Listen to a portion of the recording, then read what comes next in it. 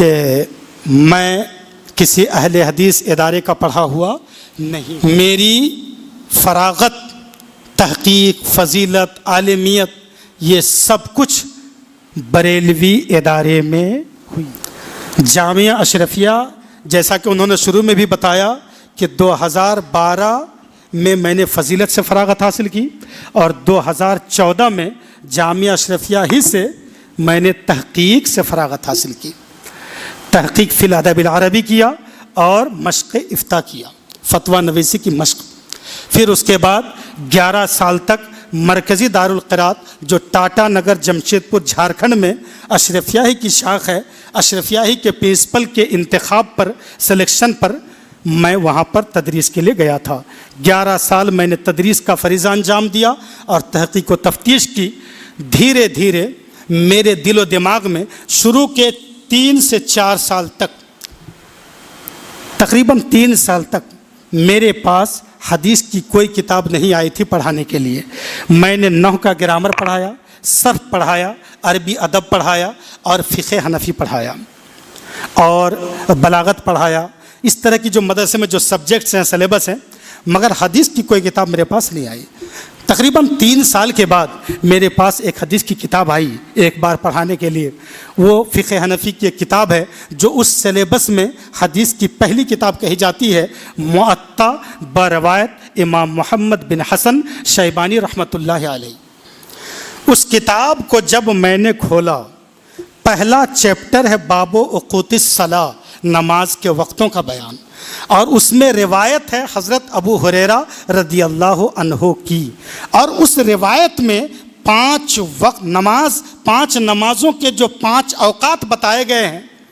اس میں کئی وقت فقہ حنفی اور مذہب حنفی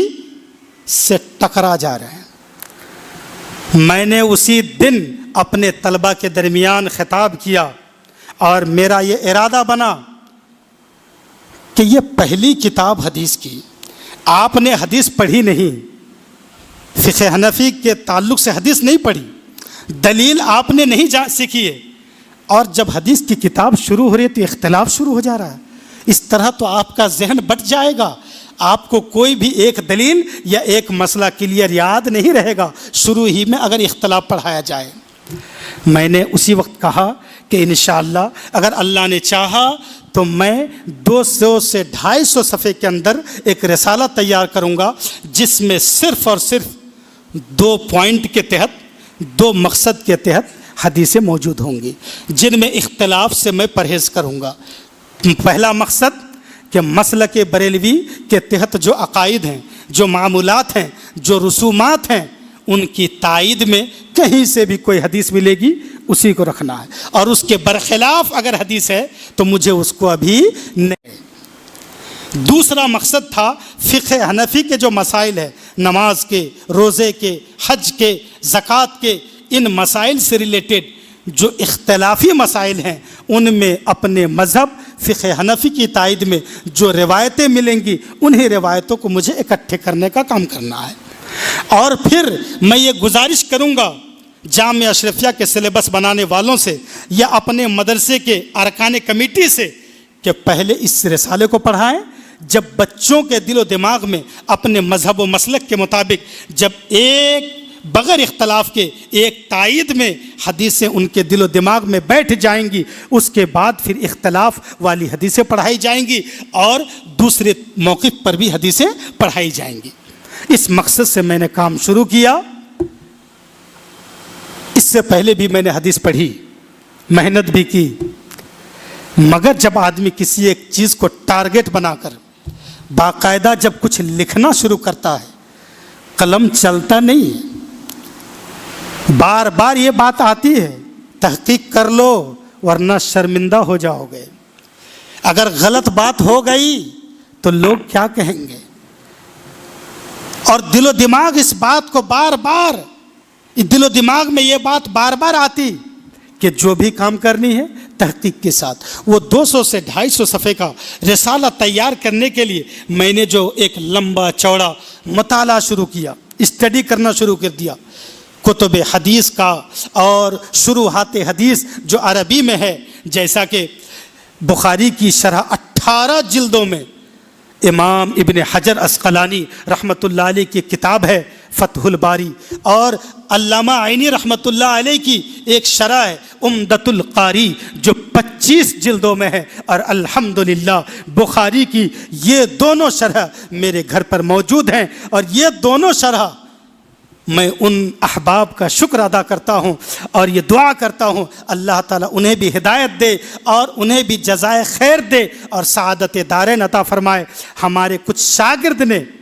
ہمارا ایک ہونہار شاگرد تھا، اس نے حدیث میں میری مشغولیت کو دیکھ کر انہوں نے 12,000 روپے دے کر بخاری کی شرح فتح الباری اکیلے مجھے منگوا کر دے دیا، چونکہ ان لوگوں کو خوشی اس بات کی تھی کہ ہم لوگوں کے لیے کتاب تیار ہوگی اور ہمارے شیخ ہمارے حضرت تیار کریں گے، اور دوسرے احباب نے وہ عمدۃ القاری 25 جلدوں میں منگوا دی تھی۔ اس لیے دعا کا حق تو بنتا ہے، اللہ رب العالمین انہیں جزائے خیر دے اور توفیق خیر سے نوازے اور راہ مستقیم کی ہدایت عطا فرمائے۔ تو اس طرح سے جب میں نے پڑھنا شروع کیا، یہ پڑھتے تقریباً 2200 صفحات میں نے لیپ ٹاپ پر کام کر لیا۔ اس درمیان کچھ جگہ مجھ کو کھٹکی کہ شاید میں غلط کر رہا ہوں، اپنے مذہب کی تائید میں، اپنے مسلک کی تائید میں حدیث تلاش کرتے کرتے ہم نے شاید راستے میں بہت ساری مضبوط سند والی صحیح حدیثوں سے آنکھ کو بند کر لیا ہے۔ پھر یہی فکر مجھ کو ستاتی رہی۔ اسی دور میں کورونا آ گیا، بہت سارے لوگ وہاں سے گھر چلے گئے، میں جا نہیں سکا، رات دن ایک کرتے ہوئے تقریباً اس بار رمضان میں پوری رات بیدار رہ کر میں کام کرتا، پھر سحری اور فجر کے بعد میں سوتا کچھ گھنٹوں کے لیے۔ یہ میں کام کرتا رہا کہ نہیں، اب مجھے اپنا مقصد چینج کرنا ہوگا۔ پھر میں پلٹ کے دیکھوں گا ان راستوں میں جا کر جہاں میں نے بہت ساری حدیثوں کو چھوڑ دیا ہے، ان کو بھی میں کاپی کر لیتا ہوں۔ پھر جائزہ لوں گا پورے چیپٹر میں کہ بات کون سی صحیح ہے۔ اس طرح رفتہ میرے دل میں یہ بات آتی گئی، جس کی ایک واضح مثال رفع یدین لے کر میں کافی پریشان تھا، اور ایک مسئلہ تھا عقیدے کا کہ غیر اللہ سے مانگنا، اس کو لے کر یہ دونوں مسئلے مجھے بار بار جھنجھوڑ رہے تھے۔ کتنے دن میں نے ایسے گزار دیے، ان دونوں چیپٹر کو میں کھولتا ہی نہیں تھا، یہ سوچ کر کہ اگر ان دونوں ٹاپک پر میرا موقف چینج ہو گیا تو میرا جینا دو بھر ہو جائے گا، میری مشکلات کھڑی ہو جائے گی۔ نہ جانے کتنے دن میں نے ان چیپٹروں پر تحقیق کرنے سے اپنے آپ کو دور رکھا، مگر سوتا تھا تو بھی یہی خیال آتا تھا کہ آخر میں جو کام کر رہا ہوں اپنی سعادت کے لیے، آخرت کو سنوارنے کے لیے، شریعت مصطفیٰ کی خدمت کے لیے، اور سچ مانیے مجھے اپنے نبی علیہ السلام سے کافی محبت ہے، اس لیے میں جب درود پڑھتا ہوں میں کافی عقیدت کے ساتھ پڑھتا ہوں، اور اس کی برکتیں مجھے ملی ہیں، اور بے شمار موقع پر ملی ہیں جب نبی کا نام میں عزت کے ساتھ لیتا ہوں، جب کبھی اندھیرے میں نبی کا نام لے کر، نبی پر درود پڑھ کر اللہ کی پہلے حمد و ثنا بیان کرتا ہوں، پھر اللہ کے نبی پر درود پڑھتا ہوں، پھر استغفار کرتا ہوں اور دعا کرتا ہوں تنہائی کے عالم میں۔ میرے دوستو، یہی ترتیب اور یہی طریقہ دعا مصطفیٰ جان رحمت علیہ السلام نے اپنی حدیث میں اپنی امت کو تعلیم دی ہے کہ آپ جب بھی دعا کرو تو سب سے پہلے اللہ کی حمد و ثنا بیان کرو، اور اس کے بعد پھر مجھ پر درود پڑھو، پھر استغفار کرو، پھر تم اللہ سے جو مانگنا چاہو ادب کے ساتھ مانگو، تمہاری دعا ضرور قبول ہوگی۔ تو میں عزت کے ساتھ اور بڑی عقیدت کے ساتھ میں پڑھتا تھا، اور میں آپ کو بتاؤں جس دوران میں حدیث پر کام کرتا تھا، اللہ رب العالمین نے شاید ہمارا وہ ذکر قبول کیا۔ مجھے امید اللہ کی رحمت سے، میں اپنے چھوٹے بچوں کو لے کر اپنی اہلیہ کو لے کر سب کے ساتھ مغرب کے بعد بیٹھ کر میں نماز پڑھ کے آتا، میں بولتا کہ تھوڑی دیر ذکر کر لو،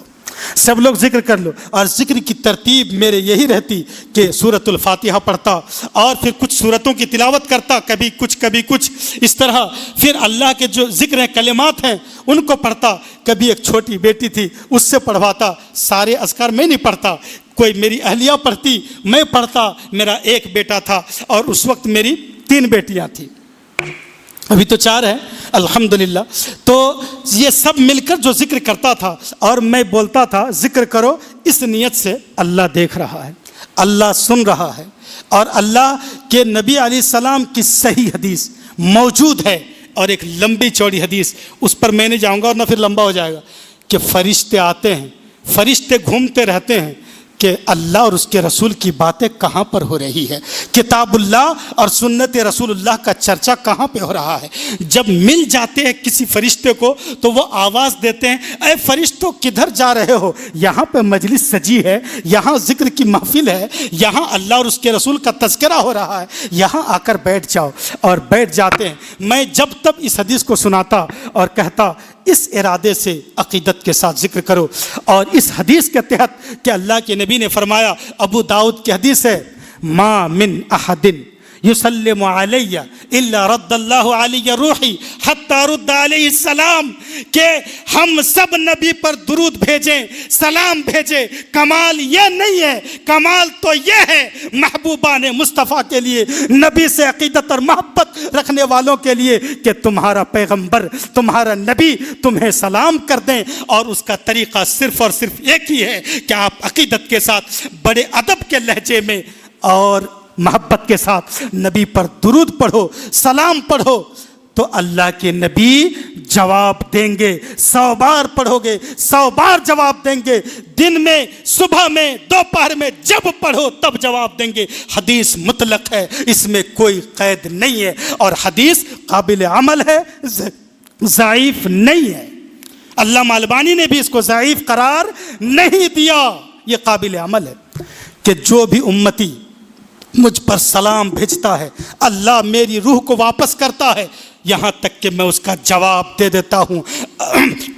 اب یہ اس پر ہم نہیں جائیں گے، سلام کا جواب کیسے ہوتا ہے، کس انداز سے ہوتا ہے، سلام کا جواب ہوتا ہے بس۔ تو اگر آپ اس عقیدت کے ساتھ پڑھیں گے، اور پھر اس کے بعد دعا بھی کرتے تھے، ہاتھ اٹھا کر کرتے تھے، اور کبھی بغیر ہاتھ اٹھا کے بھی کرتے ہیں، دونوں ثابت ہے، دونوں حدیث سے ثابت ہے۔ اسی لیے دونوں طریقے پر عمل ہونا چاہیے، کسی ایک حدیث کو خاص کر لینا اور دوسری کو چھوڑ دینا، یہ اہل حدیث یا اہل سنت کا منہج نہیں ہے۔ اسی لیے کبھی رفع یدین، کبھی آپ ہاتھ کندھے تک اٹھائیں تو کبھی کان کی لو تک بھی اٹھائیں، اسی لیے کہ حدیث دونوں ہے،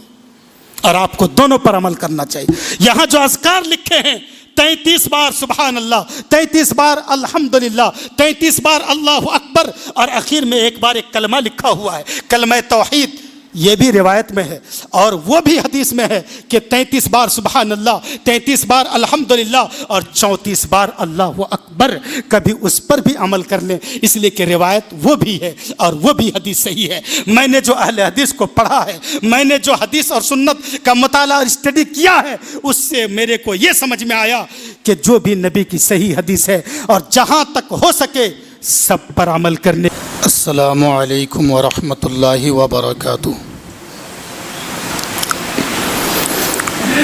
الحمد للہ نحمده ونستعینه ونستغفره ونعوذ باللہ من شرور انفسنا ومن سیئات اعمالنا، من يهده اللہ فلا مضل له ومن يضلل فلا هادی له، وأشهد أن لا إله إلا الله وحده لا شريك له، وأشهد أن محمدًا عبده ورسوله صلى الله عليه وسلم۔ أما بعد، فأعوذ بالله من الشيطان الرجيم، بسم الله الرحمن الرحيم، وأنزلنا إليك الذكر لتبينه للناس ما نزل إليهم ولعلهم يتفكرون، وقال النبی صلی اللہ علیہ وسلم فی حدیث صحیح اخرجہ الامام ابو داود رحمہ اللہ فی سننہ عن المقدام بن معدی کرب رضی اللہ عنہ قال قال النبی صلی اللہ علیہ وسلم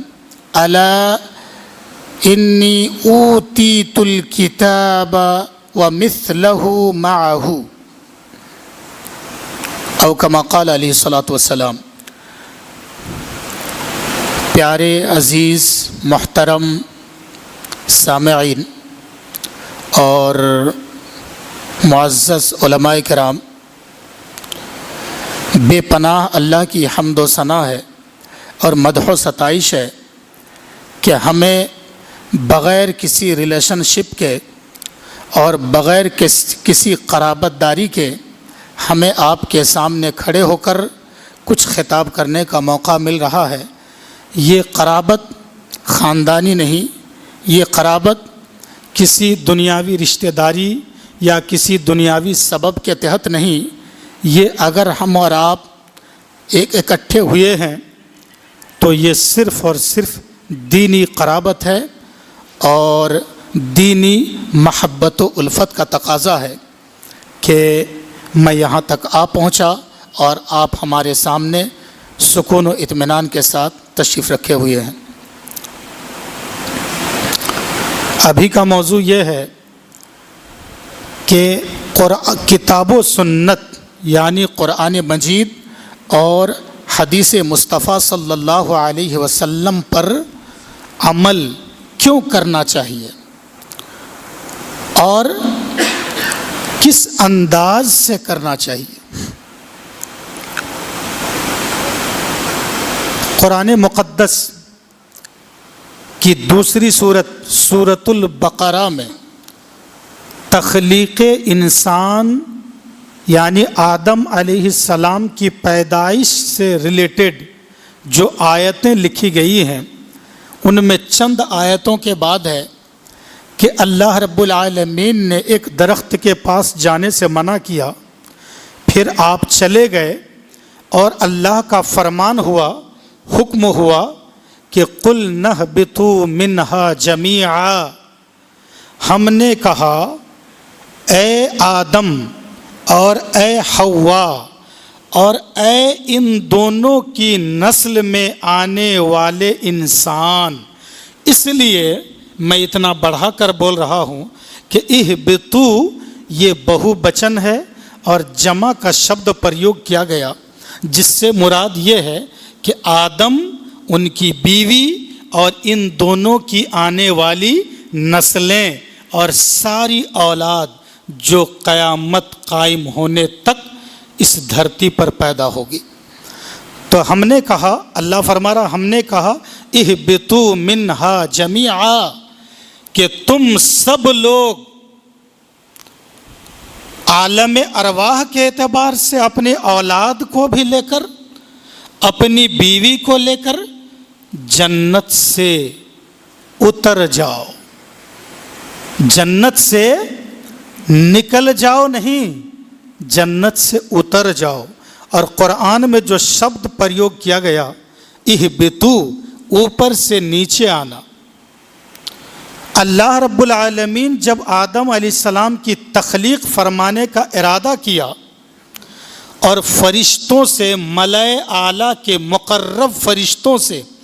کچھ بات چیت ہوئی،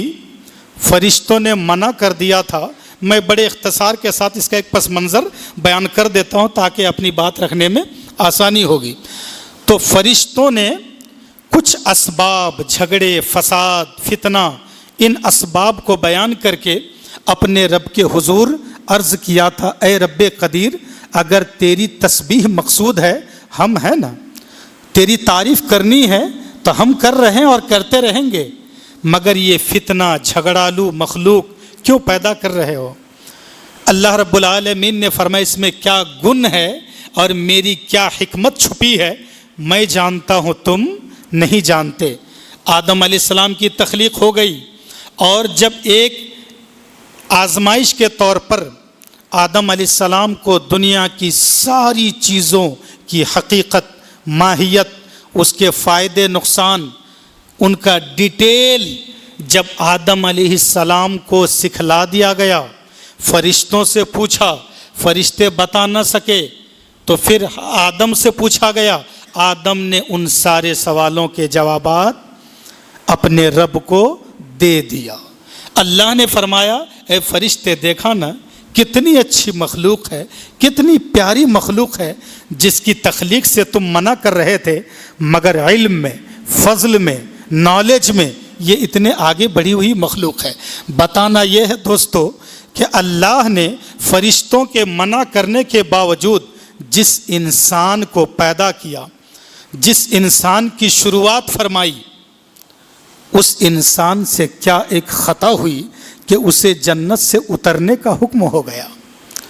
روئے زمین پر آنے کا حکم ملا؟ تو کیا جو مخلوق رب کے حضور فرشتوں کے بالمقابل اس مومنٹ میں اتنی پیاری ہو، اتنی محبوب مخلوق ہو، اللہ رب العالمین ان کی ایک خطا سے ناراض تو ہوا، کچھ ناراض تو ہوا، یا پھر یہ کہ اللہ کی حکمت ہی یہ تھی کہ دنیا آباد کرنی تھی اس مخلوق سے اور انسان سے، اور پیڑ پودوں کے سامنے انسان کو لا کر یہ بتانا تھا کہ میرے بندے میری عبادت کیسے کریں۔ اللہ کی یہ ساری حکمت تھی، تو بہرکیف اس حکم کی نافرمانی کرنے کے سبب اتار دیا گیا، مگر جو بڑے پیارے ہوتے ہیں نا ان کو کبھی تھوڑی سی تکلیف بھی دے دی جاتی ہے، مگر پیار چرایا نہیں جاتا ہے،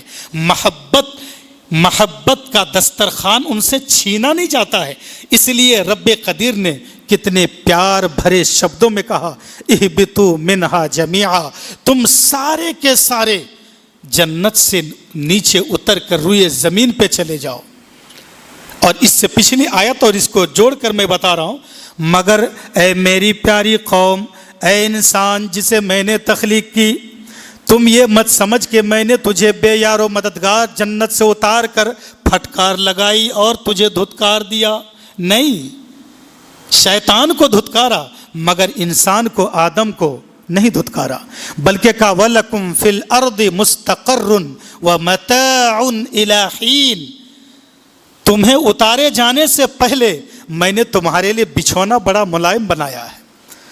زمین ہل رہی تھی، بچھونا تیرا ہل رہا تھا، میرا منشا پہلے سے تھا، انسان تیار کروں گا، اس زمین پر آباد ہوں گے، مگر زمین کو جب پانی پر بچھائی گئی، زمین ڈاواں ڈول ہونے لگی، اللہ رب العالمین نے فرمایا پھر مجھے یہ لگا کہ یہ اس پر انسان مخلوق کیسے آباد ہوگی، میں نے مضبوط پہاڑ بسا دیے جگہ جگہ پر تاکہ زمین کا بیلنس ٹھیک ہو جائے اور زمین ڈاواں ڈول نہ ہو اور اس پر آباد ہونے والی مخلوق کو پریشانی نہ ہو۔ تو میں نے زمین کو مکمل آرام کی جگہ اور ایک شاندار بچھونا بنا دیا، اس کے اوپر شامیانہ لگا دیا، کھانے پینے کے واسطے پیڑ پودے لگا دیے، چلنے کے لیے راستے نکال دیے، پینے کے لیے دریا اور نہروں کی شکل میں پانی کا انتظام کر دیا، یہ سارا کچھ کر کے رکھا ہے میں نے۔ اے آدم خطا تو ہوئی اور میں نے اتار تو دیا، مگر میں نے انتظام پہلے سے رکھا ہے،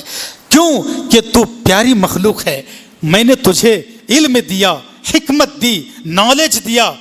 صرف ایک خطا کی وجہ سے میں اتنا ناراض تو نہ ہوا کہ تجھے بے سہارا، بے یار و مددگار میں زمین پہ اتار کر پھینک ڈالوں، ایسا نہیں۔ اور یہ بھی یاد رکھنا، خطا تو ہوئی اور تجھے جنت سے اتار کر زمین پہ آباد کرنا مقصد تھا اور اترنے کا حکم دیا،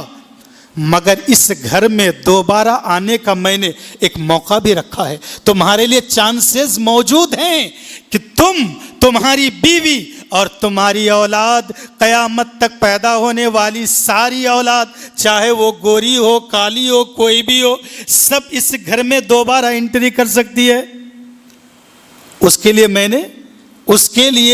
میں اس کے بعد کچھ پیغام بھیجوں گا، اس پیغام کو سنبھال کر رکھنا۔ فَإِمَّا يَأْتِيَنَّكُم مِّنِّي هُدًى فَمَن تَبِعَ هُدَايَ فَلَا خَوْفٌ عَلَيْهِمْ وَلَا هُمْ يَحْزَنُونَ۔ اے آدم، حوا اور اولاد، اولاد آدم اتار تو رہا ہوں، تو اگر میری طرف سے تمہارے پاس کسی بھی زمانے میں، کسی بھی نسل میں، کسی بھی علاقے میں اگر میری طرف سے کوئی پیغام جائے، کوئی میسج جائے، تو وہ میسج ہوگا دوبارہ اسی گھر یعنی جنت میں آنے کے لیے، اس میسج کو ٹھکرانا نہیں۔ تمہاری اولاد میں جو اس پیغام کو دل سے لگائے گا، دل و دماغ میں جگہ دے گا اور اس کو ایکسیپٹ کرتے ہوئے مکمل عمل کرنے کی کوشش کرے گا، مکمل عمل محمد الرسول اللہ صلی اللہ علیہ وسلم کو چھوڑ کر کوئی نہیں کر سکتا۔ کما حق ہو، اللہ کی عبادت، اللہ کو راضی کرنا ہمارے آپ کے بس میں نہیں ہے، اس لیے اللہ کے نبی نے فرمایا افعلوا ما استطعتم، اور اللہ نے بھی قرآن میں فرمایا ما استطعتم، جتنا تم سے ہو سکے اتنا کرو، یعنی اللہ کو راضی کرنے کی کوشش کرو۔ تو اگر جو تمہاری اولاد میں اس چیز کو فالو کرے گا تو اسے کوئی ڈر نہیں ستائے گا، اسے غم نہیں ہوگا، نہ دنیا میں اور نہ مرنے کے بعد، یعنی دنیا میں بھی وہ اچھے سے رہے گا۔ آزمائشیں ہوں گی، مصائب آئیں گے، مگر آخرکار ان کے لیے وہ ساری مصیبتیں آنکھوں کا سرما ثابت ہوں گی۔ آنکھوں کا سرما بولے تو اس لیے کہ سرما لگائیں گے، کچھ دیر کے لیے پریشانی ہوتی ہے، آنکھوں میں کھجلاہٹ ہوتی ہے، تھوڑی سی تکلیف ہوتی ہے، 2-4 قطرے آنسو بھی گرتے ہیں، مگر بہت ہی جلد آنکھوں میں خوبصورتی آتی ہے، آنکھوں میں تازگی آتی ہے، اور پھر نور علی نور کی تصویر بنتی ہے۔ اسی لیے کہا گیا نیک مومن اور نیک مسلمانوں کے لیے جو زندگی میں لائف میں مصیبتیں آتی ہیں ان کو سمجھو کہ وہ آنکھوں کا سرما ہے، کیونکہ اس کے بعد پھر آسانی ہے اور نعمت ہی نعمت ہے، نور ہی نور ہے بہرکیف۔ تو جو ایسا کرے گا وہ پھر یہیں پہ آئے گا۔ اور وہ خدا کیا ہے؟ وہ پیغام جو میری طرف سے تمہارے پاس جائے گا، اللہ رب العالمین نے وہاں اتارنے سے پہلے جنت میں رہتے ہوئے جب تخلیق مکمل ہو گئی تھی، اس خدا کو آدم علیہ السلام سمجھ رہے تھے، حضرت حوا رضی اللہ عنہ سمجھ رہی تھی، اور عالم ارواح میں ساری اولاد سمجھ رہی تھی۔ جب اللہ نے فرمایا الست بربکم الاعلی، کہ کیا میں تمہارا سب سے بڑا رب نہیں ہوں، اس وقت کے بارے میں کسی بھی تفسیر میں میری معلومات کے مطابق، کسی بھی حدیث میں میری جانکاری کے مطابق استثناء نہیں ہے کہ عالم ارواح میں کسی نے انکار کیا تھا، بلکہ ساری انسانیت نے روح کے عالم میں، روح کی روحانی طور پر سب نے اس اللہ کے اس حکم کو مانا تھا اور کہا تھا کہ ہم لوگوں نے اقرار کیا بلا کیوں نہیں، اے ہمارے خالق و مالک، اے ہمارے داتا رازق، تو ہی ہم سب کا سب سے بڑا رب ہے۔ تو جتنے انسان ہیں سب نے اللہ کو سب سے بڑا خالق، سب سے بڑا مالک اور سب سے بڑا سب کچھ مانا ہے۔ وہی خدا ہے، اسی کی ہدایت ہے کہ اب اتار تو دے رہا ہوں، مگر جو وعدہ تم نے اور تمہاری اولاد نے عالم ارواح میں کی تھی مجھ سے کہ ہم ہی سب سے بڑے رب ہیں، اس وعدے کو فراموش مت کر دینا۔ اور اگر بھول جاؤ تو میری طرف سے یاد دلانے کے لیے پیغمبروں کا سلسلہ رہے گا، پیغمبر آتے گئے، آخر میں کتابیں بھی آتی رہی، آخر میں اسی خدا کی شکل میں قرآن مقدس کا نزول ہوتا ہے۔ قرآن مجید وہی خدا ہے جو قرآن بن کے آیا، یہ وہی خدا ہے جو کبھی توریت بن کے آیا تھا، کبھی زبور کی شکل میں آیا تھا، اور کبھی صحف ابراہیم کی شکل میں آیا، کبھی صحف موسیٰ کی شکل میں آیا، مگر آخر میں جب وہی خدا آیا اور اسی اقرار اور اسی ربوبیت کے اقرار کو ثابت کرنے والی ہدایت آئی تو وہ قرآن مجید بن کر، فرقان حمید بن کر کس پہ؟ محمد عربی صلی اللہ علیہ وسلم پر، جو اللہ کی سب سے بڑی، سب سے افضل، سب سے بہترین، سب سے زیادہ نالج والے پیغمبر ہیں۔ ان پر یہ قرآن اترا۔ کیسے اترا؟ اب اس سورہ کے بارے میں جس آیت کو میں نے خطبے کے اندر پڑھی، اللہ رب العالمین نے فرمایا وَأَنزَلْنَا إِلَيْكَ الذِّكْرَ، ذکر سے مراد قرآن مجید ہے۔ اے نبی، ہم نے آپ کی طرف ذکر یعنی قرآن اتار دیا، آپ کے پاس ہم نے جستا جستا تھوڑا تھوڑا کر کے ہم نے قرآن آپ کے پاس اتار دیا، اور جو باقی ہے وہ بھی اتار دوں گا۔ وہ خدا اب مکمل ہو جائے گا،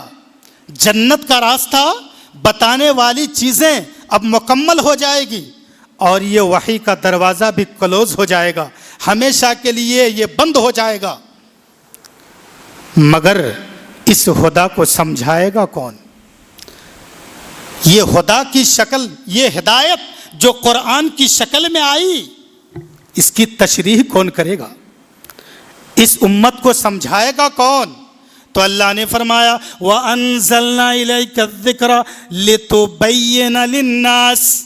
اے نبی ہاں ہم نے قرآن مجید آپ کے پاس اتار دیا تاکہ آپ عام جنتا کو، عام پبلک کو، سارے لوگوں کو آپ واضح کر کے سمجھا دیں۔ یہ بیان کرنے کا مطلب یہاں پر یہ ہے کہ آپ صرف بول دیں نہیں، بلکہ اس کی تشریح کریں اور اسے ایگزامپل دے کر آپ سمجھا دیں، آپ اپنی زندگی میں چل کر بتا دیں، آپ صبح گزار کر بتا دیں، شام میں، رات میں، آپ ہر اعتبار سے، آپ اپنے کیریکٹر سے، اپنی زبان سے، اپنے فعل سے آپ لوگوں کو وہ قرآن مجید سمجھا دیں۔ ما نزل الیہم، جو لوگوں کے لیے اتارا گیا ہے وہ سمجھانا آپ کے ذمہ ہے۔ پتہ چلا کہ قرآن پر عمل کرنا کیوں ہے؟ اسی اقرار کی پاسداری کے لیے اور اسی گھر میں دوبارہ جانے کے لیے، یعنی گھر واپسی کے لیے، جس گھر سے ہم اتارے گئے ہیں دوبارہ اسی گھر میں جانا ہے، اور اس کا راستہ ہمیں کون بتائے گا؟ اقرار تو ہم نے روحوں کی دنیا میں کیا تھا، عالم ارواح میں کیا تھا، شاید اور اس وقت ہماری آنکھیں نہ تھی جو آنکھیں دنیا کے فتنے دیکھ رہی ہے، ہمارے یہ کان نہ تھے جن کانوں سے ہم طرح طرح کی برائیوں کو آئے دن سنتے جا رہے ہیں، ہمارے یہ باڈی پارٹس نہیں تھے، تب ہم نے اقرار کیا تھا۔ جب اللہ نے یہ سارے بدن اور ایک شکل بنا دی اور ہمیں زمین میں پیدا فرما دیا، اس اقرار کا سبق پڑھائے تو پڑھائے کون؟ تو نبی پڑھائیں گے قرآن میں، قرآن تلاوت کر کے بتائیں گے، مگر قرآن کے بارے میں ہے کہ ساری چیزوں کا بیان قرآن میں، 30 پارے میں، 114 سورتوں میں ساری چیزوں کی تعلیم موجود ہے۔ تلاش کرنے والوں کے اندر طاقت چاہیے۔ اللہ رب العالمین نے جس کے اندر جتنی طاقت دی ہے، جتنی فہم و فراست دی ہے، جتنی سمجھ دی ہے، اسی کے اعتبار سے قرآن کو وہ سمجھتا ہے۔ مگر صرف قرآن کو پڑھنے والا، نبی کی سنت کو پڑھے بغیر وہ شخص قرآن کو سمجھ نہیں سکتا جس نے نبی کی صبح نہ دیکھی ہو، وہ شخص قرآن کو سمجھ نہیں سکتا جس نے نبی کی راتوں میں اٹھ کر عبادتوں کا طریقہ نہ دیکھا، نہ کانوں سے سنا، نہ نظروں سے دیکھا۔ پتہ یہ چلا کہ قرآن کی آیت کب، کس مومنٹ میں، کس انداز سے نازل ہوئی، یہ ہمیں آمنہ کے لال سے ہی پوچھنا ہوگا، ہمیں مصطفیٰ جان رحمت ہی سے پتہ کرنی ہوگی کہ وہ آیت کس کنڈیشن میں اتری تھی۔ مگر ہم تو اس زمانے میں پیدا ہوئے جس زمانے میں ہم نے نبی کو بھی نہ دیکھا، نبی کا زمانہ بھی نہ پایا، صحابہ کرام پائے تھے، تابعین نہ پائے، مگر یہ کیسے کیا کیا جائے کہ ہم نبی کی تشریح، نبی کی صبح، نبی کی شام، نبی کا دن، نبی کی رات، نبی کا ہر کیریکٹر ہمارے سامنے دودھ کی طرح ہو یا روز روشن کی طرح واضح ہو، تاکہ نبی کی سنتوں کو دیکھ کر، نبی کے طریقے کو دیکھ کر ہم قرآن کی آیتوں کی تفسیر کریں، قرآن کا مفہوم سمجھیں اور قرآن کی مرادیں نکالنے میں کامیاب ہو جائیں۔ میرے دوستو، اب میں وہ حدیث پڑھ کر سنا دیتا ہوں جس کو حضرت معدی کریب، مقدام بن معدی کریب رضی اللہ عنہ نے روایت کی۔ اللہ کے نبی صلی اللہ علیہ وسلم نے فرمایا، ابو داؤد کی روایت، صحیح حدیث، اللہ کے نبی فرماتے ہیں، الا وانی اوتیت الکتاب ومثلہ معہ، اے لوگو سن لو، تم یہ مت کہنا کہ قرآن میں جو حلال ہے اسے حلال جان لو، قرآن میں جو حرام لکھا ہے تم اسے حرام کہہ دو، اور باقی جس کی صراحت، جس کے بارے میں ڈائریکٹ قرآن میں کوئی حکم نہیں آشکارا کیا گیا، جس کے بارے میں کوئی قانون کلیئر نہیں لکھا گیا، اس کو مت مانو۔ ایسا مت کرنا، اس لیے کہ مجھے کتاب یعنی قرآن مجید دیا گیا اور قرآن کے ساتھ ساتھ اسی کی طرح ایک اور چیز دی گئی ہے، تو تمہیں قرآن کو بھی فالو کرنا ہوگا اور ساتھ میں اسی کی طرح یعنی قرآن ہی کی طرح ایک اور چیز جو دی گئی ہے اسے بھی فالو کرنا ہوگا، تب تم زندگی میں کامیاب اور کامران ہو سکتے ہو، اور اس گھر کا پتہ، اس گھر کا ایڈریس تمہیں صحیح طور پر مل سکتا ہے۔ وہ دوسری چیز کیا ہے؟ سارے محدثین متفق ہیں، سارے شراح حدیث متفق ہیں، اس دوسری چیز سے مراد نبی کی حدیث پاک ہے، حدیث شریف ہے۔ اب اسی بات کو آگے بڑھاتے ہوئے کہ اللہ کے نبی صلی اللہ علیہ وسلم پر اتاری گئی کتاب قرآن مجید پر عمل کرنا ہے اور حدیث پر عمل کرنی ہے، تاکہ حدیث کے ذریعے ہم قرآن کو سمجھ سکیں۔ بغیر حدیث کے قرآن کو سمجھنے کا فارمولہ مکمل طور پر ریجیکٹ کیا جاتا ہے۔ اس لیے اس کی ایک ایگزامپل، ایک مثال دے رہا ہوں۔ بخاری، مسلم، ابو داؤد، ترمذی، نسائی، ابن ماجہ، مسند احمد ابن حنبل، سنن دارمی، شاید حدیث کی کوئی کتاب یعنی سنن اور جوامع میں سے کوئی کتاب خالی ہوگی اس چیپٹر سے۔ حدیث ہے، حضرت ابو ہریرہ رضی اللہ عنہ سے مروی ہے۔ علماء جانتے ہوں گے مگر پبلک میں اس طرح کی بات شاید باید آئی ہوگی، اللہ عالم، میں بتا دے رہا ہوں۔ وہ کیا بات تھی کہ حضرت ابو ہریرہ سے ایک حدیث مروی ہے جس میں اصل میں ایک واقعہ پیش آیا۔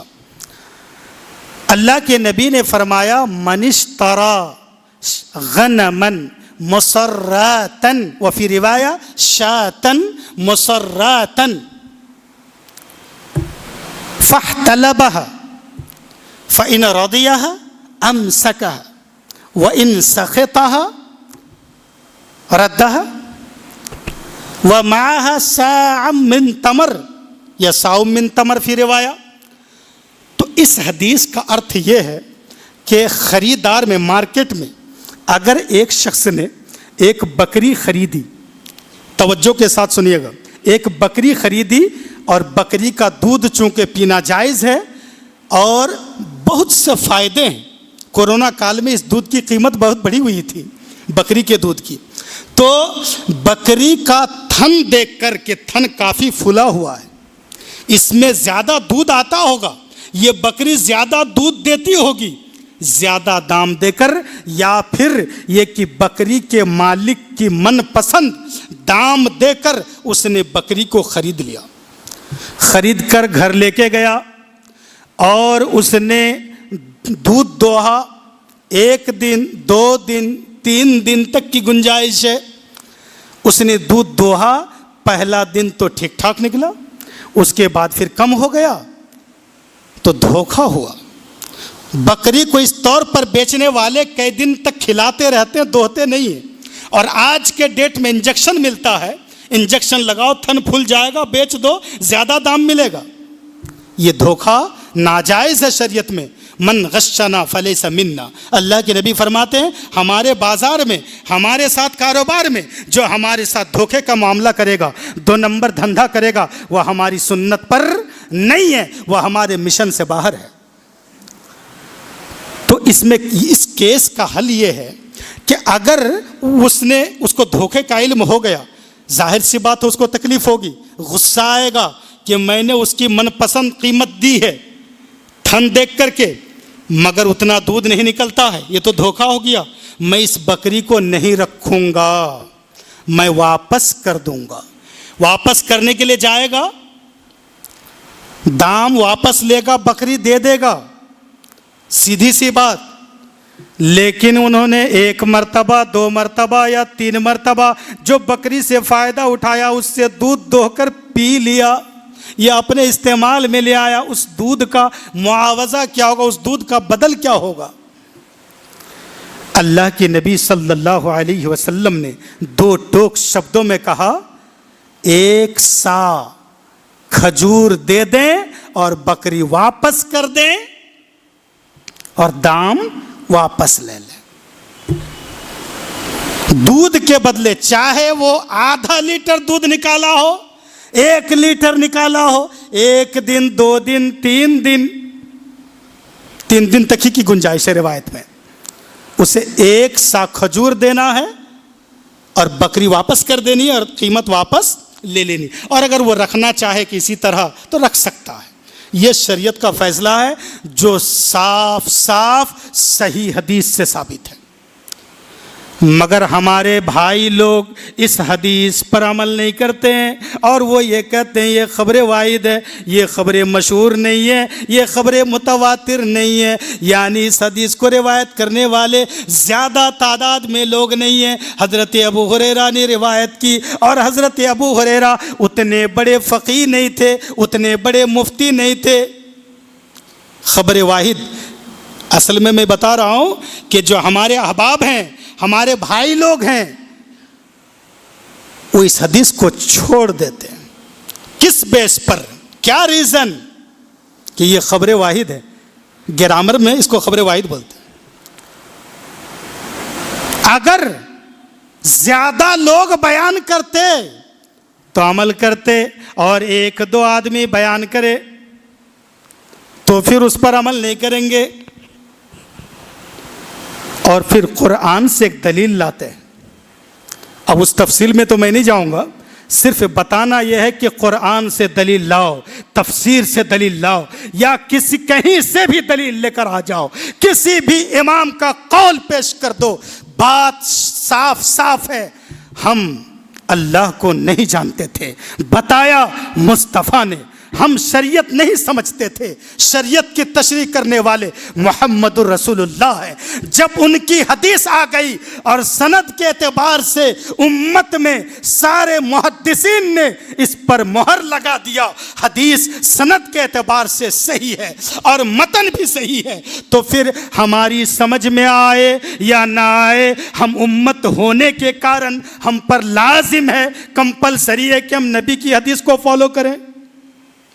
ایک مسٹیک ہے، حدیث کو فالو کرنا چاہیے۔ ان کی ایک عقلی دلیل یہ بنتی ہے، صرف ایک دلیل بول دیتا ہوں ان کی، کہتے ہیں کہ 1 سا کھجور کس بیس پر ہو سکتا ہے؟ ایک بار واقعہ ہوا ایک آدمی کا اسی طرح، اس نے 1 دن دوہا تھا آدھا لیٹر۔ اسی طرح کا سیم واقعہ دوسرے کا ہوا، اس نے 2 دن 2 لیٹر دوہ لیا۔ تو کیا دونوں کیس میں ایک ہی سا کھجور دی جائے گی؟ یہ سمجھ سے پرے ہے، یہ ان کی دلیل ہے۔ میں اس موقع پر کہنا چاہوں گا، بولو ہوا نکلتی ہے وضو ٹوٹ جاتا ہے، ایسا ہے نا؟ ہوا خارج ہوتی ہے وضو ٹوٹ جاتا ہے، مگر قرآن میں، حدیث میں اور 4 بڑے امام کے فقہ میں بھی یہ بات نہیں ہے کہ جس جگہ سے ہوا خارج ہوئی ہے اس جگہ کو دھونا ہے، نہیں، بلکہ آپ وضو بنا لیجئے۔ وضو بنانے میں کہاں کہاں پانی واٹر کا پریوگ کرتے ہیں، کہاں کہاں واٹر یوز کرتے ہیں؟ چہرے دھوتے ہیں، ہاتھ دھوتے ہیں،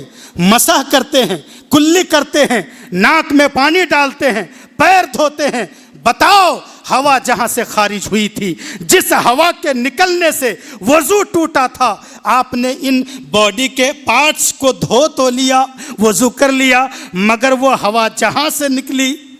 اس کو آپ نے دھویا نہیں۔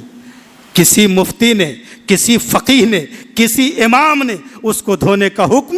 نہیں دیا۔ یہ سمجھ سے پرے ہے کہ نہیں ہے؟ سمجھ سے پرے ہے۔ تو میرے دوستو، شریعت اسلامیہ اور دین اسلام کے بارے میں یہ بات جان لو،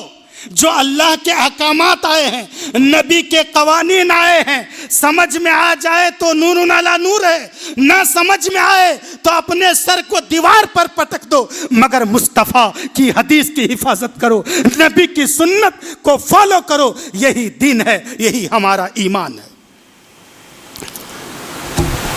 اسی لیے کسی نے کہا تھا کہ ہماری عقل کی پہنچ جہاں تک ہے وہاں پر اللہ نہیں ہے، اور جہاں پر اللہ ہے وہاں ہماری عقل کی پہنچ نہیں ہے۔ مطلب ہم مکمل طور پر اللہ کو سمجھ نہیں سکتے۔ اللہ کے نبی علیہ السلام کی سیرت اتنی لکھی گئی، ان کے اتنے فضائل بیان کیے گئے، مگر بتاؤ نبی کی سیرت لکھنے والے تھک گئے، کتنے قلم ٹوٹ گئے، دفتر کے دفتر تیار ہو گئے، مگر نبی کی سیرت کے باب کے مکمل ہونے کا دعویٰ کسی بھی سیرت نگار نے اب تک نہیں کیا ہے۔ نبی کے اندر کتنی خوبیاں تھیں، ریسرچ اسکالر تھک چکے مگر مکمل ہونے کا دعویٰ نہیں کر سکے۔ تو اللہ کی بات ہی الگ ہے، کیسے ہم سمجھ سکتے ہیں؟ اس لیے حدیث اور قرآن اور حدیث کے بارے میں ہم سمجھنے کی کوشش کریں گے۔ قرآن کو نبی کی حدیث سے، پھر نبی کی حدیث بھی نہ سمجھ میں آئے تو ہم کوشش کریں گے کہ صحابہ کرام رضی اللہ عنہم اجمعین کے دور میں، ان کے زمانے میں اس طرح کی بات آئی تھی یا نہیں، کیونکہ صحابہ اس زمانے میں تھے۔ اگر ان سے بھی نہ ملے تو ہم تابعین کا عمل دیکھیں گے، نیک لوگوں کا اور بڑے بڑے عالموں کا عمل دیکھیں گے، پھر ان کے ذریعے ہم حدیث کو سمجھیں گے اور حدیث کے ذریعے قرآن مجید کو سمجھیں گے۔ یہ طریقہ ہے، یہی ہمارا طریقہ ہے کہ ہم سلف کو مانتے ہیں، ہم امام کو مانتے ہیں۔ اس کا مطلب صرف اور صرف یہ ہے کہ ہم حدیث سمجھنے میں اپنے بڑوں سے مدد لیں، یہاں تک جائز ہے۔ مگر یہ خاص کر دینا کہ زید نام کا جو عالم ہے اکولا کے اندر، صرف اسی کے ذریعے آپ کو حدیث مصطفیٰ سمجھنی ہے، یا اکولا کے اندر بکر نام کا جو فقیہ ہے، مفتی ہے، انہی کے ذریعے آپ کو قرآن سمجھنی ہے۔ اس کے علاوہ کسی کے دربار میں جا کر آپ کو قرآن کی تشریح لینے کی ضرورت نہیں ہے۔ اگر اس طرح کا میسج دیتے ہیں، اس طرح کی ذہنیت ہے، اس طرح کی سوچ ہے، تو اسی کو تقلید جامد کہتے ہیں اور اسی کو اندھی عقیدت کہتے ہیں، جس کی گنجائش شریعت میں میری معلومات کے مطابق شاید نہیں ہے۔ البتہ علماء سے مدد لیں۔ امام ابو حنیفہ رحمۃ اللہ تعالی علیہ یقیناً فقیہ تھے اور فقیہ عظیم تھے۔ امام مالک رحمۃ اللہ علیہ فقیہ عظیم تھے۔ امام محمد بن ادریس شافعی فقیہ عظیم تھے۔ امام احمد بن حنبل رحمہم اللہ، یہ سارے کے سارے اور ان کے علاوہ بھی بڑے بڑے فقہا دنیا میں تشریف لائے، اور ان فقہا کے بارے میں تمام مذاہب کے علماء نے کہا ہے ان سے غلطیاں بھی ہوئی ہیں تو بھی یہ ثواب کے مستحق ہیں، اس لیے کہ یہ اپنی نیت میں صحیح تھے، اپنی سوچ میں صحیح تھے۔ جیسا کہ امام ابو حنیفہ رحمۃ اللہ علیہ نے فرمایا، اذا صح الحدیث فہو مذہبی، جب کوئی صحیح حدیث تمہیں مل جائے تو سمجھ جانا میرا بھی مذہب وہی ہے۔ اب اگر کوئی صحیح حدیث مل جانے کی بنیاد پر رفع یدین کر لے رہا ہے، زور سے آمین بول دے رہا ہے، پیر سے پیر سٹا لے رہا ہے، کندھے سے کندھا سٹا لے رہا ہے، صحیح حدیث ملنے کی بنیاد پر اگر وہ اس دودھ والی بکری دھوکے والے قصے میں ایک سا کھجور کے ساتھ وہ واپس کر دیتا ہے تو پھر یہ بھی حنفی مذہب ہوا۔ علماء کے اختلافات ہوتے ہیں اور کچھ نہ کچھ خطائیں ہوتی ہیں، معصوم اللہ کے نبی ہیں، اور ایک روایت ہے کہ یہ مشہور ہے حضرت امام مالک رحمۃ اللہ علیہ کے اقوال میں سے، اور میں نے دیکھا کہ معجم کبیر امام طبرانی رحمۃ اللہ علیہ کی، اس میں حضرت عبداللہ بن عباس رضی اللہ عنہما کے حوالے سے بھی بیان کیا گیا، کل یؤخذ من قولہ ویترک الا رسول اللہ صلی اللہ علیہ وسلم۔ دنیا میں جتنے لوگ آئے گئے، جتنے بڑے چھوٹے عالم پیدا ہوئے، ہر کسی کی کچھ باتیں لی جائے گی اور کچھ باتیں چھوڑ دی جائے گی، یعنی سب کی باتوں میں کچھ باتیں صحیح بھی ہو سکتی ہے، کچھ باتیں غلط بھی ہو سکتی ہیں، الا رسول اللہ، مگر اللہ کے پیغمبر محمد عربی احمد مجتبی علیہ افضل الصلاۃ والتسلیم، علیہ الصلاۃ والتسلیم، ان کی ساری باتیں سر آنکھوں پر، ان کی ساری باتیں دل و جان پر، ان کی ساری باتوں پر عمل کرنا ہم پر لازم ہے۔ ایسا نہیں کر سکتے کہ کچھ باتوں کو چھوڑ دیں اور کچھ باتوں پر عمل کر لیں۔ اب میں اس کے تحت دو چار باتیں اور کر کے میں اپنے اس بیان کو ختم کروں گا۔ عشاء کا وقت کب ہے؟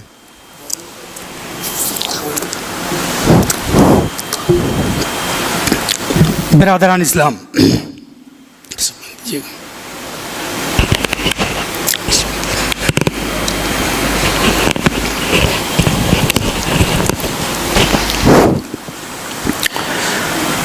حدیث کو ماننے کا انداز،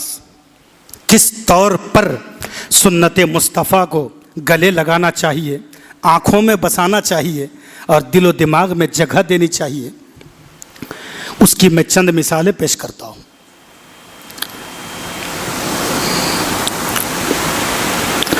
حضرت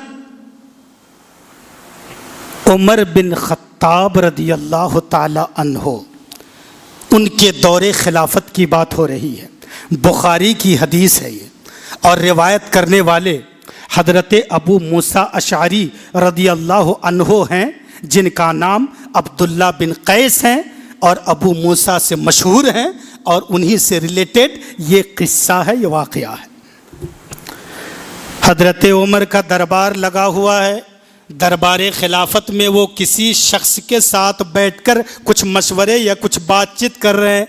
دروازے پر دستک دینے کے لیے ابو موسیٰ آئے اور آواز لگائی، کس طور پر؟ انہوں نے کہا السلام علیکم ورحمۃ اللہ، ایک بار سلام کیا، اندر سے عمر کی طرف سے کوئی جواب نہیں آیا۔ دوسری مرتبہ انہوں نے سلام کیا السلام علیکم، مگر اندر سے کوئی جواب نہیں آیا، نہ دروازہ کھولا گیا۔ تیسری بار بھی انہوں نے سلام کیا مگر کوئی جواب نہیں آیا۔ اس کے بعد حضرت عبداللہ بن قیس ابو موسیٰ اشعری رضی اللہ عنہ دربار عمر سے نکل کر گھر چلے گئے۔ کچھ ہی دیر کے بعد حضرت عمر نے دروازہ کھولنے کا حکم دیا اور کہا کہ بلاؤ اس شخص کو جو دروازہ کھٹکھٹا رہا تھا، جو اندر آنے کی اجازت طلب کر رہا تھا۔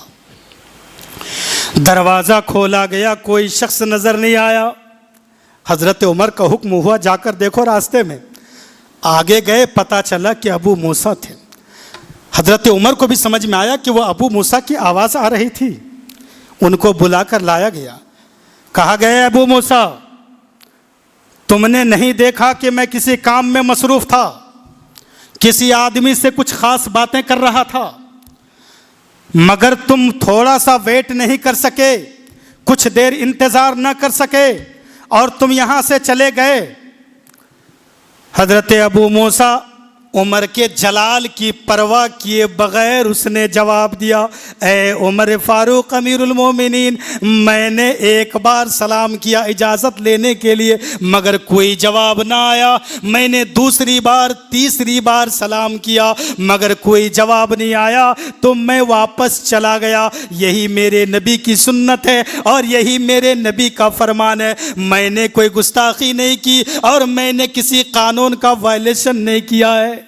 میں نے نبی کی سنت پر عمل کیا ہے۔ حضرت عمر اور جلال میں آئے، بولا اے عبداللہ بن قیس، اے ابو موسیٰ، تم کیا بات کرتے ہو؟ ہم لوگ نبی کے دربار میں گھنٹوں گزارا کرتے تھے، ہمیں تو اس سنت اور اس طریقے کی جانکاری نہیں ملی ہے، تمہیں کیسے پتا چلا؟ نبی نے اجازت لینے کے یہ طریقے بتائے۔ حضرت ابو موسیٰ اشعری نے کہا، اے امیر المومنین آپ عام صحابہ میں اعلان کریں اور اس کا ثبوت مانگیں کہ ابو موسیٰ جو کہہ رہا وہ صحیح ہے یا غلط. چند صحابہ کرام کو بلایا گیا. حضرت عمر حدیث کے بارے میں بھی تحقیق کرتے تھے، حالانکہ کوئی بھی صحابی جھوٹ نہیں بول سکتے، مگر وہ اپنی اپنی حیثیت کے اعتبار سے یہ پیغام دینا چاہ رہے تھے، نبی کے نام سے پڑھی جانے والی ہر حدیث حدیث نہیں ہو سکتی. ایسا زمانہ آئے گا لوگ حدیثیں گڑھیں گے. اور بنی امیہ کے دور میں، خلافت عباسیہ کے ادوار میں ہزاروں ہزار حدیثیں گڑھی گئی، گڑھنے والے کو پھانسی کی سزا بھی دی گئی. اسی لیے حدیث پر عمل تو کرنی ہی ہے، مگر اس کی سند بھی دیکھنی ہے. جب حدیث صحیح ثابت ہو جائے تو پھر عمل کرنے میں دیر نہیں کرنی ہے. حضرت عمر نے پوچھا ابو موسیٰ کیا کہہ رہے ہیں؟ تو اور صحابی میں سے بعض نے ثبوت پیش کر دیا، ہاں امیر المومنین ہم نے بھی ایسا ہی سنا ہے. اللہ کے نبی کو فرماتے ہوئے بولو عمر کا علم کتنا زیادہ تھا، مگر اس چیز کا علم انہیں نہیں ہو پایا. سارے علم کا دعویٰ ہم اور آپ کیسے کر سکتے ہیں؟ اسی لیے میں اتنا ہی جواب دے سکتا ہوں جتنا اللہ نے مجھے علم دیا ہے. اور ہو سکتا ہے کہ میری جمعہ کی باتوں میں اور ابھی کی باتوں میں بھی کچھ غلطیاں بھی ممکن ہیں. بس میں صرف ذمہ دار اتنے ہی کا ہوں جتنا علم اللہ نے مجھے دیا ہے میں امانت کے ساتھ آپ کے حوالے کر دوں. آپ کو یقین نہ ہو، اطمینان نہ ہو، آپ کو جس پر اعتماد ہے آپ ان سے ڈسکس کر سکتے ہیں. اطمینان حاصل کر کے شریعت پر عمل کرنا جیسے مجھ پر لازم ہے آپ پر بھی لازم ہے. آپ صرف ایک کی بات سن کر کے آپ ادھر ادھر نہ چلے جائیں. تو حضرت عمر افسوس کے مارے اپنے پیر میں اس طرح سے انہوں نے مارا اور کہا، یا پھر ایک ہاتھ پہ مارا، یعنی مارے افسوس کے، کہا کہ ہم لوگوں سے اتنا بڑا علم، یہ جانکاری ہم لوگوں سے چھپی رہ گئی. اس کی ایک ہی وجہ ہے، اس کا ایک ہی ریزن ہے، بازار میں ہم لوگ کاروبار کرنے چلے جاتے ہیں. ہو سکتا ہے اس درمیان اللہ کے نبی نے یہ فرمایا ہوگا اور ہم لوگ اس مجلس میں نہیں رہے ہوں گے. اسی لیے صحابہ کرام کے درمیان بھی اختلاف پایا جاتا ہے. جس صحابی نے نبی کی جس ادا کو دیکھا وہ اسی ادا پر قائم و دائم رہے، اور بعض صحابہ میں بعد میں بہت سے مسائل میں اتفاق بھی ہو گیا، مگر بہت سارے صحابہ کے درمیان یہ اختلاف اس طرح کا باقی رہ گیا، صرف اس وجہ سے کہ وہ دوسرے کی بات پہ دھیان نہیں دیتے. اپنی آنکھ سے جو نبی کو دیکھا، اپنے کان سے جو نبی کی بات سن لیا، اسی پر وہ عمل کرتے تھے. دوسری مثال، بھوک لگی ہوئی ہے، بھوک سے لوگ پریشان ہیں. کھانا تیار کرنے کے لیے ہانڈی پہ گوشت چڑھا دیا گیا، گوشت پک رہا ہے، شوربہ جوش مار رہا ہے. اب بنے کہ تب بنے، لوگ کتنی شدت سے انتظار کر رہے تھے کہ اب بھوک پر صبر کرتے کرتے وقت آ گیا ہے کہ اب پیٹ میں کچھ لقمہ، کچھ نوالا ڈال دوں اور بھوک ختم کر دوں. لوگ بڑے منتظر تھے شوق سے. اسی درمیان اللہ کے نبی کو خبر دی گئی، اے اللہ کے نبی، ان ہانڈیوں میں صحابہ کرام گدھے کے گوشت پکا رہے ہیں. اللہ کے نبی نے فرمایا جا کر اعلان کر دو گدھے کا گوشت حرام ہے، نہیں کھا سکتے. اللہ کے نبی نے حرام ہونے کا حکم دے دیا. صحابہ کرام بھوک کی حالت میں تھے، جنگ کا میدان تھا، جہاد کی حالت تھی. اللہ کے نبی نے اس کی پرواہ،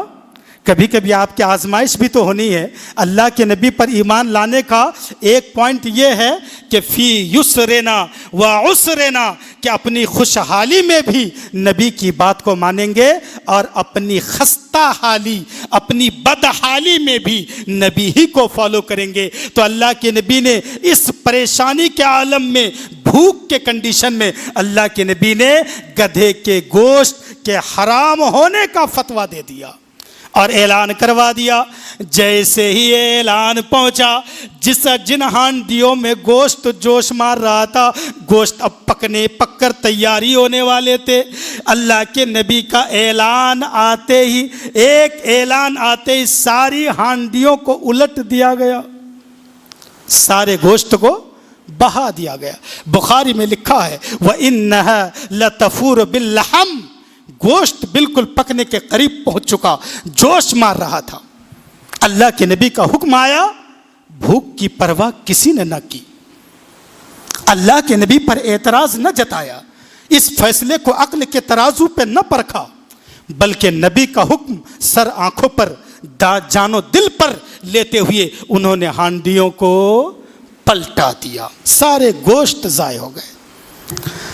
ایک تیسری اور آخری مثال دے دیتا ہوں کہ اس وقت لوگ شراب کے کتنے مست تھے، شراب کے دل دادا، شراب کے دیوانے تھے۔ ہر کھانے کے بعد ایک گلاس یا ایک بوتل شراب وہ لے لیا کرتے تھے۔ اتنے میں دھیرے دھیرے شراب کی حرمت آتی گئی، مگر صحابہ کرام کا کہنا یہ تھا کہ جب اللہ اور اس کے رسول کلیئر حرام کہہ دیں گے تب ہم لوگ چھوڑ دیں گے۔ بخاری کے اندر ہے، حضرت انس بن مالک رضی اللہ عنہ کہتے ہیں کہ ابو طلحہ انصاری رضی اللہ عنہ کے گھر مہمان آئے ہوئے تھے، لوگ ضیافت کے کھانے تیار کر کے کھا رہے تھے۔ کھانے کے بعد میں اور کچھ لوگ یہ شراب کے گلاس شراب ڈال کر برتن میں لے جا کے پیش کر رہے تھے سب مہمانوں کو اور ابو طلحہ کو بھی۔ اتنے میں یہ شراب کی پیشی ہو رہی تھی، جام تقسیم کیا جا رہا تھا، شراب بانٹی جا رہی تھی پینے کے لیے۔ ہو سکتا ہے کچھ لوگوں نے منہ میں لے بھی لیا ہوگا اور کچھ لوگ لینے والے ہوں گے۔ اتنے میں اب بتاؤ، جس کے برسوں سے عادت لگی ہوئی ہے، جس چیز کی برسوں سے عادت لگی ہوئی ہے، زمانے سے لت پڑی ہوئی ہے، اور گلاس لب ہونٹ کے قریب ہو اور اسی درمیان کوئی منع کر دے، کتنا چبھتا ہوا یہ حکم لگے گا کہ ایک بار پی لیتا ہوں پھر توبہ کر لوں گا۔ شاید ہم اور آپ اسی طرح کا مزاج رکھتے، مگر دیکھو صحابہ کرام کا طریقہ، نبی کا حکم آنے پر وہ کیا کرتے تھے؟ گھر کے اندر جا کر اس اعلان کرنے والے نے اعلان نہ سنایا، بلکہ مدینے کی گلیوں میں وہ گھومتے ہوئے اعلان کرتا گیا کہ اے لوگوں، نبی نے اعلان کیا ہے کہ الا ان الخمر حرمت، کہ شراب حرام قرار دی جا چکی ہے، شراب حرام ہو گئی ہے۔ اللہ کے نبی نے فرمایا یہ اعلان گھر کے اندر جو یہ آواز آ رہی تھی باہر سے، نکل کر دیکھا تک نہیں۔ وہ زمانہ جھوٹ کا نہ تھا، وہ زمانہ دھوکے کا نہ تھا، سچوں کا زمانہ تھا۔ نبی کا نام لے کر اعلان کرنا ہی اس بات کی دلیل تھی کہ اعلان صحیح ہے۔ اور ابو طلحہ نے حکم دیا، اے انس، اعلان ہو گیا نبی کا، شراب حرام ہے، سارے مٹکوں کو گلی میں بہا دو، سارے جاموں کو گرا دو، شراب کو بہا دو۔ حضرت انس کہتے ہیں مدینے کی گلی میں جس کونے پر جائیے، جس موڑ پر جائیے، جدھر نگاہ اٹھا کر دیکھیے، شراب کی نالی بہنے لگی۔ کہتے ہیں کس سے کہ مدینے کی گلیوں میں شرابیں بہنے لگی، فوراً چھوڑ دیے۔ تو ہمیں اور آپ کو چاہیے کہ جب مصطفیٰ کی حدیث مل جائے تو حدیث پر یا قرآن کی آیت پڑھ کر سنائی جائے تو بلا چوں چرا اس کو تسلیم کر لیں۔ سمجھ میں نہ آئے تو سمجھنے کے لیے آپ مہلت لے سکتے ہیں، آپ اپنے معتمد بھروسہ مند عالم دین کے ذریعے، اور اگر آپ کو پڑھنا آتا ہے تو آپ خود اسٹڈی کر کے آپ خود مطمئن ہو جائیں، پھر عمل کی کوشش کریں، اور کوئی بھی کسی قسم کی دلیل دیں تو آپ امت مصطفیٰ ہونے کے کارن اور مصطفیٰ جان رحمت سے محبت کا دعویٰ کرنے کے سبب آپ پر لازم ہے کہ آپ نبی کی سنت ہر چیز میں تلاش کریں. کوئی بھی بولے یہ کام کرو، آپ کہہ دو کہ شریعت سے کوئی دلیل، شریعت کی دلیل یا تو کتاب اللہ سے ہے یا قرآن سے یا حدیث سے ہے، اور اگر ان دونوں سے نہ ہو تو وہ قیاس صحیح سے لاؤ، اجماع امت سے لاؤ یا قیاس صحیح سے لاؤ. 4 طرح کی دلیلیں ہوتی ہیں: قرآن مجید، حدیث صحیح اور اجماع امت اور قیاس صحیح. قیاس کے بارے میں بہت لوگ نہیں جانتے ہیں، حالانکہ سلف کا بھی یہی تھا، اور علماء اہل حدیث، علماء اہل سنت کے یہاں بھی یہی ہے اصول فقہ میں کہ جو قیاس صحیح ہے وہ بھی دلیل ہے، مگر وہ صحیح اصول پر اور صحیح گرامر کو سامنے رکھتے ہوئے وہ قیاس کیے جائیں تو وہ احکامات صحیح ہوتے ہیں. اللہ رب العالمین ہمیں اور آپ کو ان باتوں پر عمل کرنے کی توفیق عطا فرمائے. اور یہ بیان کرنے میں اگر بے ادبی، کمی، خامی، گستاخی یا کسی بھی قسم کی غلطی ہو، اللہ رب العالمین سے دعا کرتا ہوں اور امید کرتا ہوں اے بار الہ میری جملہ خطاؤں کو معاف فرما، اور میرے اس خطاب کو پہلے میرے لیے مؤثر بنا، میرے دل و دماغ میں اثر انداز بنا، اور پھر ہمارے سامعین اور سامعات، غائبین غائبات، حاضرین حاضرات، سب کے لیے، ہمارے اپنے کے لیے بھی اور غیروں کے لیے بھی، احباب کے لیے بھی اور اعداء کے لیے بھی، سب کے لیے اس خطاب کو اثر انداز بنا، مؤثر بنا، اس میں حلاوت اور چاشنی عطا کر دے. وآخر دعوانا ان الحمد للہ رب العالمین. کہ میں کسی اہل حدیث ادارے کا پڑھا ہوا نہیں ہوں. میری فراغت، تحقیق، فضیلت، عالمیت، یہ سب کچھ بریلوی ادارے میں ہوئی ہے. جامعہ اشرفیہ، جیسا کہ انہوں نے شروع میں بھی بتایا کہ 2012 میں نے فضیلت سے فراغت حاصل کی، اور 2014 میں جامعہ اشرفیہ ہی سے میں نے تحقیق سے فراغت حاصل کی. تحقیق فی الادب العربی کیا اور مشق افتاء کیا، فتویٰ نویسی کی مشق. پھر اس کے بعد 11 سال تک مرکزی دارالقرات جو ٹاٹا نگر جمشید پور جھارکھنڈ میں اشرفیہ ہی کی شاخ ہے، اشرفیہ ہی کے پرنسپل کے انتخاب پر، سلیکشن پر میں وہاں پر تدریس کے لیے گیا تھا. 11 سال میں نے تدریس کا فریضہ انجام دیا اور تحقیق و تفتیش کی. دھیرے دھیرے میرے دل و دماغ میں شروع کے 3 سے 4 سال تک، تقریباً 3 سال تک میرے پاس حدیث کی کوئی کتاب نہیں آئی تھی پڑھانے کے لیے. میں نے نحو کا گرامر پڑھایا، صرف پڑھایا، عربی ادب پڑھایا اور فقہ حنفی پڑھایا اور بلاغت پڑھایا. اس طرح کی جو مدرسے میں جو سبجیکٹس ہیں، سلیبس ہیں، مگر حدیث کی کوئی کتاب میرے پاس نہیں آئی. تقریباً 3 سال کے بعد میرے پاس ایک حدیث کی کتاب آئی ایک بار پڑھانے کے لیے. وہ فقہ حنفی کی ایک کتاب ہے جو اس سلیبس میں حدیث کی پہلی کتاب کہی جاتی ہے، معطا بروایت امام محمد بن حسن شیبانی رحمۃ اللہ علیہ. اس کتاب کو جب میں نے کھولا، پہلا چیپٹر ہے باب اوقات الصلاۃ، نماز کے وقتوں کا بیان، اور اس میں روایت ہے حضرت ابو ہریرہ رضی اللہ عنہ کی. اور اس روایت میں 5 وقت نماز، 5 نمازوں کے جو 5 اوقات بتائے گئے ہیں، اس میں کئی وقت فقہ حنفی اور مذہب حنفی سے ٹکرا جا رہے ہیں. میں نے اسی دن اپنے طلبہ کے درمیان خطاب کیا اور میرا یہ ارادہ بنا کہ یہ پہلی کتاب حدیث کی، آپ نے حدیث پڑھی نہیں، فقہ حنفی کے تعلق سے حدیث نہیں پڑھی، دلیل آپ نے نہیں سیکھی ہے، اور جب حدیث کی کتاب شروع ہو رہی ہے تو اختلاف شروع ہو جا رہا ہے. اس طرح تو آپ کا ذہن بٹ جائے گا، آپ کو کوئی بھی ایک دلیل یا ایک مسئلہ کلیئر یاد نہیں رہے گا شروع ہی میں اگر اختلاف پڑھایا جائے. میں نے اسی وقت کہا کہ انشاءاللہ اگر اللہ نے چاہا تو میں 200 سے 250 صفحے کے اندر ایک رسالہ تیار کروں گا، جس میں صرف اور صرف 2 پوائنٹ کے تحت، 2 مقصد کے تحت حدیثیں موجود ہوں گی، جن میں اختلاف سے میں پرہیز کروں گا. پہلا مقصد کہ مسلک بریلوی کے تحت جو عقائد ہیں، جو معمولات ہیں، جو رسومات ہیں، ان کی تائید میں کہیں سے بھی کوئی حدیث ملے گی اسی کو رکھنا ہے، اور اس کے برخلاف اگر حدیث ہے تو مجھے اس کو ابھی نہیں۔ دوسرا مقصد تھا فقہ حنفی کے جو مسائل ہیں، نماز کے، روزے کے، حج کے، زکوٰۃ کے، ان مسائل سے ریلیٹڈ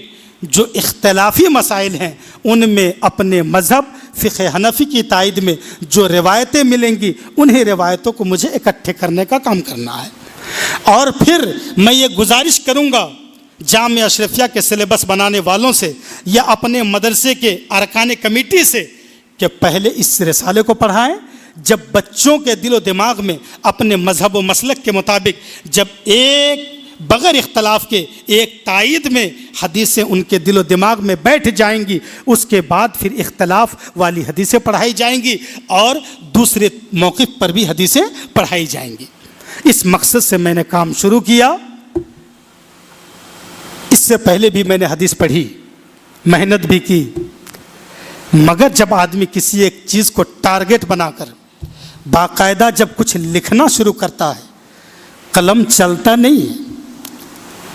بار بار یہ بات آتی ہے، تحقیق کر لو ورنہ شرمندہ ہو جاؤ گے، اگر غلط بات ہو گئی تو لوگ کیا کہیں گے؟ اور دل و دماغ اس بات کو بار بار،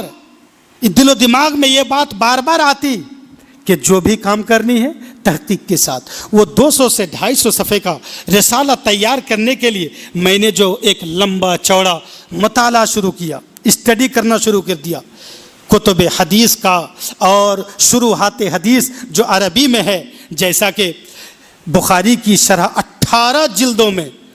امام ابن حجر عسقلانی رحمۃ اللہ علیہ کی کتاب ہے فتح الباری، اور علامہ عینی رحمۃ اللہ علیہ کی ایک شرح ہے عمدۃ القاری جو 25 جلدوں میں ہے، اور الحمدللہ بخاری کی یہ دونوں شرح میرے گھر پر موجود ہیں، اور یہ دونوں شرح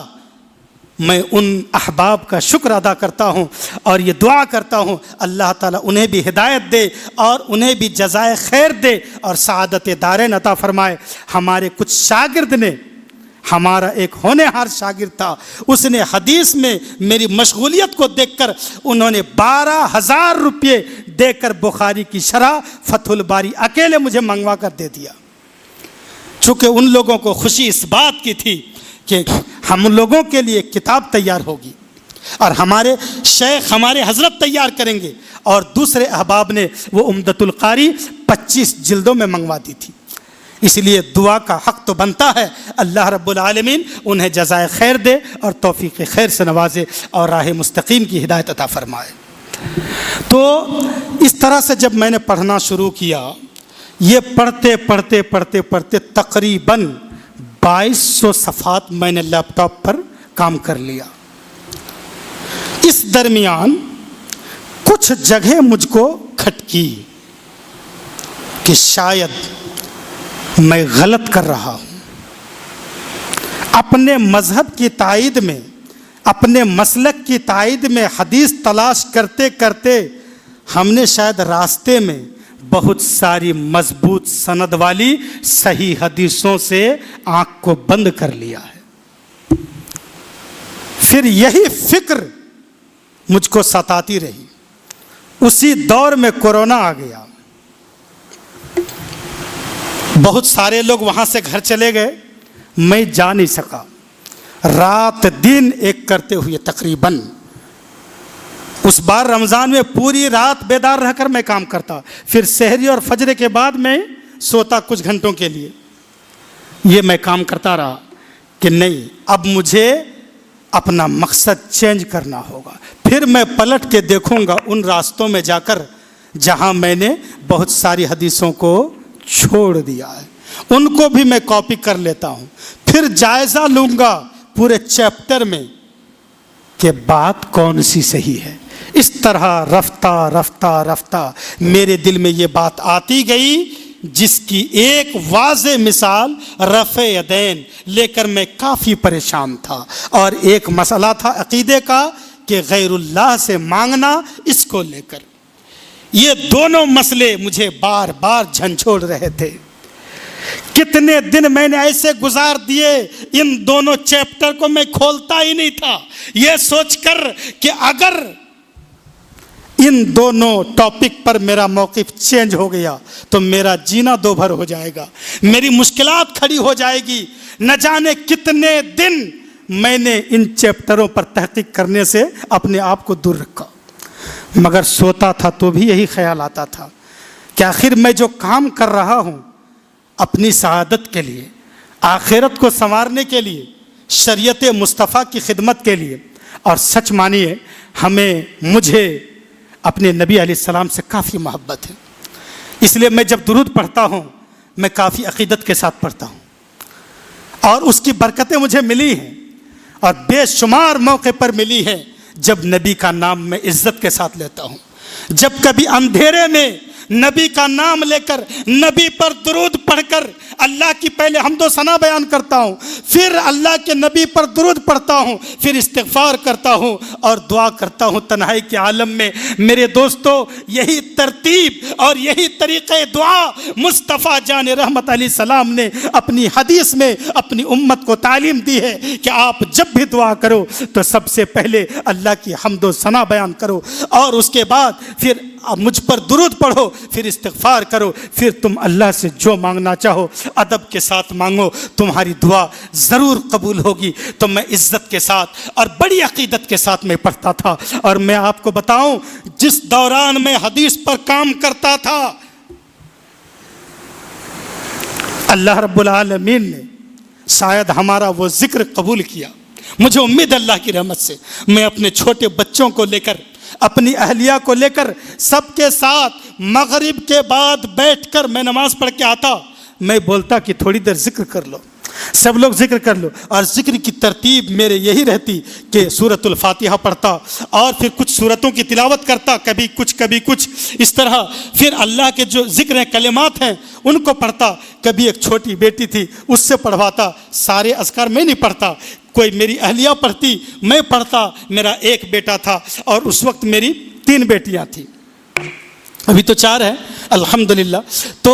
یہ سب مل کر جو ذکر کرتا تھا، اور میں بولتا تھا ذکر کرو اس نیت سے اللہ دیکھ رہا ہے، اللہ سن رہا ہے، اور اللہ کے نبی علیہ السلام کی صحیح حدیث موجود ہے، اور ایک لمبی چوڑی حدیث، اس پر میں نہیں جاؤں گا ورنہ پھر لمبا ہو جائے گا، کہ فرشتے آتے ہیں، فرشتے گھومتے رہتے ہیں کہ اللہ اور اس کے رسول کی باتیں کہاں پر ہو رہی ہے، کتاب اللہ اور سنت رسول اللہ کا چرچا کہاں پہ ہو رہا ہے۔ جب مل جاتے ہیں کسی فرشتے کو تو وہ آواز دیتے ہیں، اے فرشتوں کدھر جا رہے ہو، یہاں پہ مجلس سجی ہے، یہاں ذکر کی محفل ہے، یہاں اللہ اور اس کے رسول کا تذکرہ ہو رہا ہے، یہاں آ کر بیٹھ جاؤ، اور بیٹھ جاتے ہیں۔ میں جب تب اس حدیث کو سناتا اور کہتا اس ارادے سے عقیدت کے ساتھ ذکر کرو، اور اس حدیث کے تحت کہ اللہ کے نبی نے فرمایا، ابو داؤد کی حدیث ہے، ما من احد یسلم علی الا رد اللہ علی روحی حتی رد علیہ السلام، کہ ہم سب نبی پر درود بھیجیں، سلام بھیجیں، کمال یہ نہیں ہے، کمال تو یہ ہے محبوبان مصطفیٰ کے لیے، نبی سے عقیدت اور محبت رکھنے والوں کے لیے، کہ تمہارا پیغمبر، تمہارا نبی تمہیں سلام کر دیں، اور اس کا طریقہ صرف اور صرف ایک ہی ہے کہ آپ عقیدت کے ساتھ بڑے ادب کے لہجے میں اور محبت کے ساتھ نبی پر درود پڑھو، سلام پڑھو، تو اللہ کے نبی جواب دیں گے۔ 100 بار پڑھو گے 100 بار جواب دیں گے، دن میں، صبح میں، دوپہر میں، جب پڑھو تب جواب دیں گے۔ حدیث مطلق ہے، اس میں کوئی قید نہیں ہے، اور حدیث قابل عمل ہے، ضعیف نہیں ہے۔ علامہ البانی نے بھی اس کو ضعیف قرار نہیں دیا، یہ قابل عمل ہے کہ جو بھی امتی مجھ پر سلام بھیجتا ہے اللہ میری روح کو واپس کرتا ہے، یہاں تک کہ میں اس کا جواب دے دیتا ہوں۔ اب یہ اس پر ہم نہیں جائیں گے، سلام کا جواب کیسے ہوتا ہے، کس انداز سے ہوتا ہے، سلام کا جواب ہوتا ہے بس۔ تو اگر آپ اس عقیدت کے ساتھ پڑھیں گے، اور پھر اس کے بعد دعا بھی کرتے تھے، ہاتھ اٹھا کر کرتے تھے، اور کبھی بغیر ہاتھ اٹھا کے بھی کرتے ہیں، دونوں ثابت ہے، دونوں حدیث سے ثابت ہے۔ اسی لیے دونوں طریقے پر عمل ہونا چاہیے، کسی ایک حدیث کو خاص کر لینا اور دوسری کو چھوڑ دینا یہ اہل حدیث یا اہل سنت کا منہج نہیں ہے۔ اسی لیے کبھی رفع یدین، کبھی آپ ہاتھ کندھے تک اٹھائیں تو کبھی کان کی لو تک بھی اٹھائیں، اسی لیے کہ حدیث دونوں ہے اور آپ کو دونوں پر عمل کرنا چاہیے۔ یہاں جو اذکار لکھے ہیں 33 بار سبحان اللہ، 33 بار الحمدللہ، 33 بار اللہ اکبر، اور اخیر میں ایک بار ایک کلمہ لکھا ہوا ہے، کلمہ توحید، یہ بھی روایت میں ہے اور وہ بھی حدیث میں ہے کہ 33 بار سبحان اللہ، 33 بار الحمدللہ اور 34 بار اللہ اکبر، کبھی اس پر بھی عمل کر لیں، اس لیے کہ روایت وہ بھی ہے اور وہ بھی حدیث صحیح ہے۔ میں نے جو اہل حدیث کو پڑھا ہے، میں نے جو حدیث اور سنت کا مطالعہ اور اسٹڈی کیا ہے، اس سے میرے کو یہ سمجھ میں آیا کہ جو بھی نبی کی صحیح حدیث ہے اور جہاں تک ہو سکے سب پر عمل کرنے کی کوشش کرنی چاہیے۔ وآخر دعوانا ان الحمدللہ رب العالمین۔ استغفر اللہ لی ولکم ولسائر المؤمنین والمؤمنات انہ هو الغفور الرحیم وهو التواب الرحیم۔ السلام علیکم ورحمۃ اللہ۔